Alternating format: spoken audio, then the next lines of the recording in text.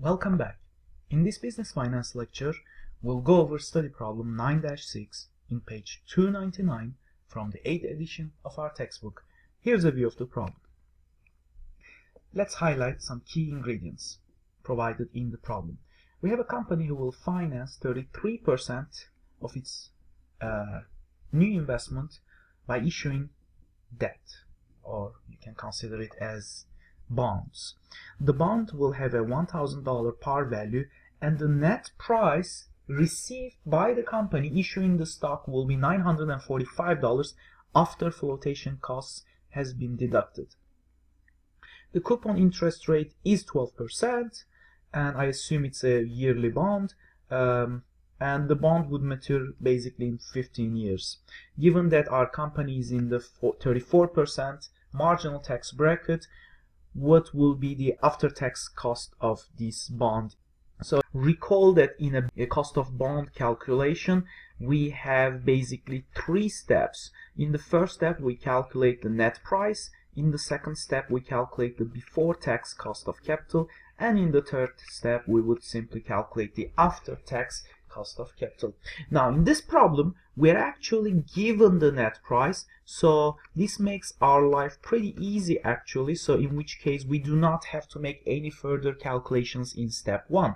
Now, regarding step 2, we will simply use our financial calculator, the third row of our calculator, so let's go ahead and do that.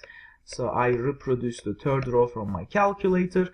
I know this is a 15-year bond, and the question is to figure the before tax cost of that, so I will put a question mark here. The net price here would be $945. This bond has a 12% coupon rate, meaning payments will be $120, and the face value is $1,000. Because the firm receives the $945, I will put a plus sign in front of it, but the payments, the coupon payments and the face value ultimately will be paid by the firm, so those will come out as negative. So therefore we can now go ahead and compute I over y, which will give us the before tax cost of capital, and this number is 12.85%.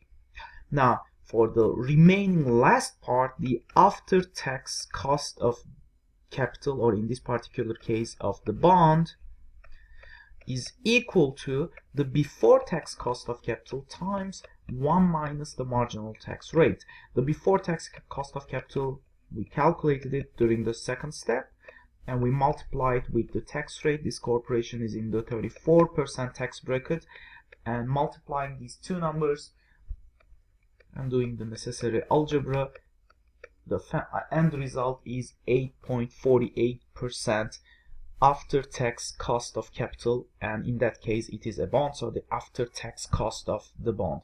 So that completes our solution. I hope you enjoyed this lecture and hope to see you again in the following video.